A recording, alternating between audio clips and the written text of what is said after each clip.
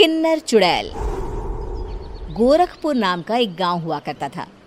उस गांव में ज्यादा लोग नहीं रहते थे। उस गांव में एक गर्भवती विधवा औरत रहती थी। उस औरत का नाम कमला था। कमला अपने घर में अकेली रहती थी। उसके पति की सारी जायदाद उसके नाम हो गई थी, पर सभी गांव वाले उस औरत को मनहूस औरत समझा करते थे और सभी उससे नफरत किया करते थे। एक बार कमला राशन की दुकान पर खाने का सामान खरीदने जाती है।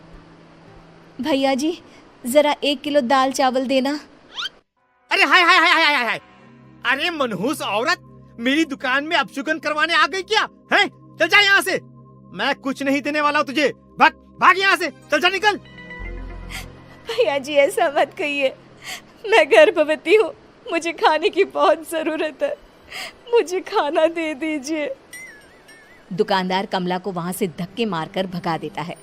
तभी कमला रोते रोते उस गांव के किन्नरों के इलाके में आ जाती है। गांव वाले किन्नरों को उसी इलाके में रखा करते थे, क्योंकि वो लोग किन्नरों को पसंद नहीं करते थे और उनके इलाके में रहने से मना करते थे। तो किन्नरों ने उसी गांव में अपना एक इलाका बना लिया था। जब किन्नर लोग देखते हैं कि एक गर्भवती महिला रोते रोते उनके इलाके में आ गई है, तो सारे किन्नर कमला के पास जाकर उसका हाल पूछने लगते हैं। क्या हुआ बहन, तुम्हारी गर्भवती अवस्था में इतनी बुरी हालत कैसे है? तुम रो क्यों रही हो? तुम डरो मत, हम तुम्हें कोई नुकसान नहीं पहुंचाएंगे।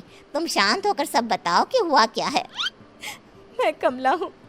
मैं गांव के दूसरे इलाके से आई हूँ। 2 महीने पहले ही मेरे पति की मौत हुई है। मुझे गांव के लोग मनहूस मानते हैं, क्योंकि मैं विधवा हूँ और गर्भवती भी। वहाँ के लोग मुझे खाने के लिए कुछ बेचने के लिए भी तैयार नहीं, जिससे मेरा गुजारा नहीं हो रहा था। कोई बात नहीं कमला, हम तुम्हारा ख्याल रखेंगे। किन्नर लोग कमला को एक खाली घर में रहने के लिए जगह दे देते हैं और उसकी देखभाल भी करते हैं। कुछ ही महीने बाद कमला अपने बच्चे को जन्म देती है, पर अफसोस, कमला बच्चे को जन्म देते ही अपनी जान गंवा देती है। जब सब किन्नर बच्चे को देखते हैं तो बहुत खुश हो जाते हैं, क्योंकि वो बच्चा भी किन्नर ही था। कमला ने एक किन्नर बच्चे को जन्म दिया था। अब इस बच्चे की देखभाल कौन करेगा? हम तो इस बच्चे को गांव के दूसरे इलाके में भी नहीं भेज सकते। और तो क्या हुआ, इस बच्चे की माँ नहीं रही तो हम इसे पालेंगे। अब ये हमारे इलाके में रहेगा, हमारे साथ रहेगा।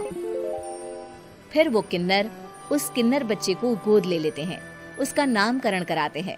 उस किन्नर बच्चे का नाम शक्ति रखा जाता है।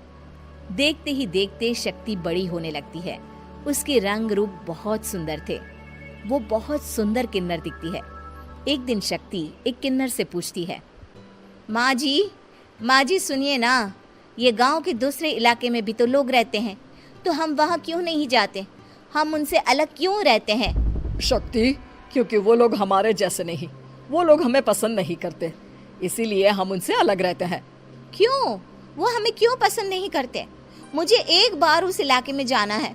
मैं एक बार वहाँ जाकर घूम कर आऊं। शक्ति, खबरदार, जो तू उस इलाके में कभी भी गई तो अपनी जान नहीं गंवाना चाहती तो उस इलाके में कभी कदम भी नहीं रखेगी, समझी? इतना कहकर वो किन्नर वहाँ से चली जाती है। शक्ति उस किन्नर की बात सुनकर बहुत रोती है। माँ जी, ऐसा कैसे कह सकती हैं? उन्होंने इतनी सी बात के लिए मुझे इतना डांटा। अब तो मैं उस इलाके में जरूर जाऊंगी। फिर एक दिन शक्ति गांव के दूसरे इलाके में चुपके से जाती है। ये लोग तो हमारे जैसे ही इंसान हैं, तो ये हमसे नफरत क्यों करते हैं? जब शक्ति उस इलाके में पहुंचती है तो गांव के सारे आदमी उसके रूप से मोहित हो जाते हैं। वो लोग ये अंदाजा नहीं लगा पाते कि वो किन्नर है। शक्ति की सुंदरता देखकर सारे गांव वाले उसकी तारीफ करने लगते हैं। तभी गांव का चक्कर लगाने गांव के जमींदार का बेटा हर्ष वहां पहुंचता है। हर्ष भी दिखने में बहुत सुंदर होता है। जब हर्ष ने शक्ति को देखा तो वो भी उससे मोहित हो गया, और जब शक्ति की नजर हर्ष पर पड़ी तो वो हर्ष को देखकर मोहित हो गई। आपको पहले कभी इस गांव में देखा नहीं। इस गांव में आप नए हैं क्या? जी नहीं, वो मैं बस। तभी शक्ति बोलते बोलते रुक जाती है और मन में सोचने लगती है, अगर मैंने इनको बता दिया कि मैं दूसरे इलाके से आई हूँ तो वो समझ जाएंगे कि मैं किन्नर हूँ, इसलिए मुझे इनसे झूठ ही बोलना पड़ेगा। शक्ति हर्ष को कहती है, जी हाँ, मैं इस गांव में नई आई हूँ, यहाँ अकेली रहती हूँ। वैसे आप कौन है? आप भी इसी गांव में रहते हैं? जी हाँ, मैं इस गांव के जमींदार का बेटा हूँ। आपको किसी भी चीज की जरूरत पड़े तो आप मुझे बता देना, मुझे अच्छा लगेगा। ऐसे ही शक्ति और हर्ष एक दूसरे से रोज मिलने लगते। वो दोनों अपने प्यार का इजहार करने एक दूसरे से मिलने जाते हैं। तभी शक्ति का पीछा करते करते एक किन्नर वहां आ जाती है। शक्ति, शक्ति, मैं तुमसे बहुत प्यार करता हूँ। मैं तुमसे शादी करना चाहता हूँ। क्या तुम मुझसे शादी करोगी? हाँ हर्ष, मैं तुमसे शादी करूंगी, पर मैं तुमको अपने बारे में एक सच्चाई बताना चाहती हूँ जो मैंने तुमसे छुपा कर रखी है। तभी उनके बीच में ही वो किन्नर आ जाती है। शक्ति, तेरी हिम्मत कैसे हुई ऐसा करने की? वो किन्नर शक्ति को खींचकर गांव के जमींदार के पास ले जाती है। हर्ष भी वहां शक्ति को बचाने के लिए पहुंच जाता है। जमींदार शक्ति और हर्ष के प्यार के बारे में सुनकर गुस्से में आ जाता है और शक्ति को गांव के बाहर निकालने की सजा देता है। शक्ति ये बात सहन नहीं कर पाती और कुएं में कूदकर अपनी जान दे देती है। जमींदार हर्ष की शादी गांव की एक लड़की से करवा देता है, पर हर्ष इस शादी से खुश नहीं होता। शक्ति अपना बदला लेने के लिए मरने के बाद किन्नर चुड़ैल बन जाती है। अब मैं इन गांव वालों को नहीं छोड़ूंगी, अब इनसे मैं अपने प्यार का बदला लूंगी। किन्नर चुड़ैल गांव वालों को परेशान करना शुरू कर देती है। एक बार वो रात को गांव के खेतों में पहुंच जाती है और वहां आग लगा देती है। सारी फसल जल के राख हो जाती है। जब एक आदमी रात को उठकर देखता है कि खेत में आग लग गई है तो वो वहां पहुंच जाता है। वो देखता है कि खेतों के बीचों बीच एक किन्नर चुड़ैल खड़ी है और वहां खड़े होकर ताली बजा रही है। गांव वाला किन्नर चुड़ैल को देखकर बेहोश हो जाता है। जब सुबह उस आदमी को होश आता है तो वो सीधा जमींदार के पास जाता है। अरे जमींदार साहब, अरे वो किन्नर चुड़ैल ने मेरी सारी फसल जला दी। अब मैं क्या करूंगा? क्या होगा मेरा? जमींदार चुड़ैल किन्नर का नाम सुनते ही सब कुछ समझ जाता है। अब वो बहुत डर जाता है। उसी रात को जब जमींदार डर के मारे अपने कमरे में सो नहीं पाता, तभी वहां अचानक से किन्नर चुड़ैल आ जाती है। किन्नर चुड़ैल जोर जोर से जमींदार के आगे खड़ी होकर हंसने लगती है और ताली बजाने लगती है। जमींदार उस डरावनी किन्नर चुड़ैल को देखकर बहुत डर जाता है।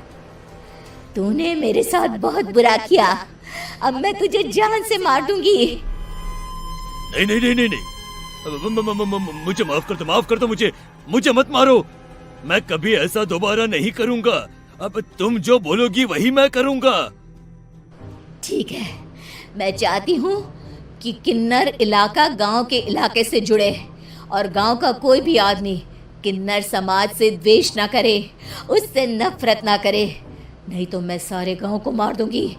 और तुम गांव में एक नया कानून बनाओ कि अगर किसी ने भी किन्नर समाज को हानि पहुंचाने की कोशिश भी करी या इनसे भेदभाव करने की भी कोशिश करी तो उनको कड़ी से कड़ी सजा मिलेगी। हाँ हाँ हाँ हाँ, मैं ऐसा ही करूंगा। तुम जो बोलोगी वो मैं करूंगा, पर मुझे जाने दो प्लीज। तब वो किन्नर चुड़ैल वहां से चली जाती है। गांव का जमींदार किन्नर चुड़ैल का कहा मानते हुए दोनों इलाकों को एक कर देता है और नया कानून भी लागू कर देता है। तब से वहां किन्नर समाज और बाकी गांव वाले शांतिपूर्वक रहने लगते हैं।